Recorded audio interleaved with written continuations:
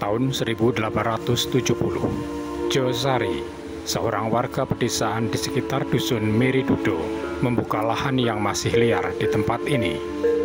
Tak disangka, di antara lebatnya perdu dan pepohonan, Josari menemukan reruntuhan bangunan yang memiliki banyak gambar-gambar pada setiap sisi bangunannya, sehingga daerah tempat Josari membuka lahan dan bertempat tinggal selanjutnya disebut Dusun Gambar.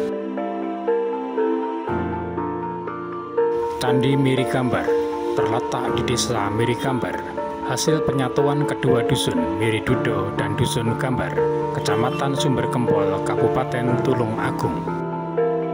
Bangunan candi terletak di ujung tenggara sebuah lapangan desa yang terdapat sebuah pohon beringin yang sudah tua.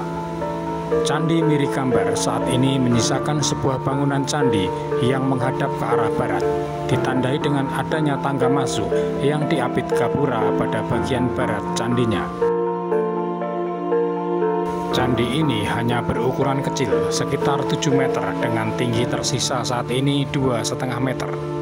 Namun meskipun Candi Mirigambar berukuran kecil, pada bagian kaki tingkat 1 candi ini memiliki panel relief cerita asli dari tanah Jawa, Panji Waseng Sari. Tokoh Panji Waseng Sari merupakan tokoh cerita yang populer pada masa kerajaan Kediri, Singasari hingga Majapahit. Inti dari kisah Panji Waseng Sari adalah tentang perpisahan yang dilanjutkan dengan pertemuan dan berakhir dengan kemenangan. Dari gambaran kisah Panji pada panel relief kaki candi ini, bisa diperkirakan fungsi utama Candi Mirigambar sebagai candi pendarmaan seorang tokoh dari masa Kediri, di mana kisah perpisahan dari cerita Panji Waseng Sari bermakna meninggalkan keduniawian. Panel pertama kisah Panji Waseng Sari terletak di dinding sebelah kiri tangga masuk Candi Mirigambar.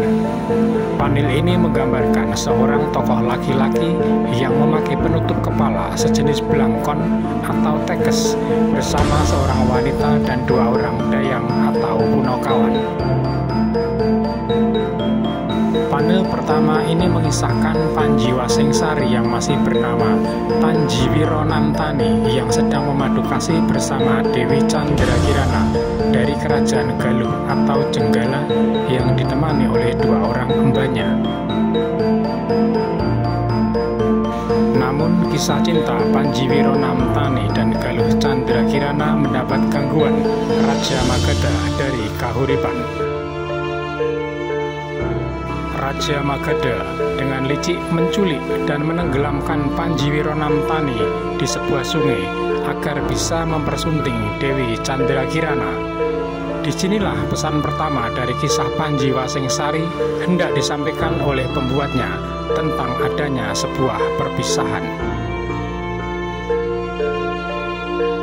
Panel berikutnya menggambarkan Galuh Candragirana yang menyuruh kedua embanya untuk mencari keberadaan Panjiwiro Namtani, dan berkat bantuan para dewata, kedua emban tersebut menemukan Panjiwiro Namtani yang tersangkut akar pohon di tepi sungai. Kedua emban tersebut kemudian memberi nama Panjiwiro Namtani dengan nama baru, Waseng Sari.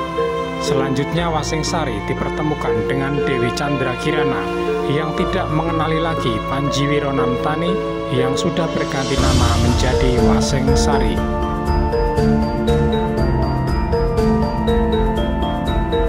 Mengetahui kesaktian Waseng Sari, Galuh Candragirana menyuruh Waseng Sari agar membunuh Raja Magadha yang telah memisahkannya dari Panjiwiro Namtani. Akhir cerita seperti sudah menjadi aturan yang tidak tertulis, bahwa kebenaran akan selalu menang melawan kejahatan. Demikianlah akhirnya Panji Waseng Sari berhasil membunuh Raja Magadha dan mendapatkan kembali kekasihnya yang sudah lama dipisahkan, Dewi Candragirana.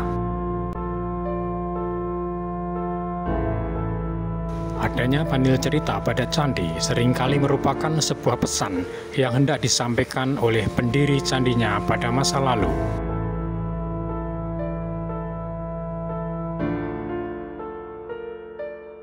Salam budaya.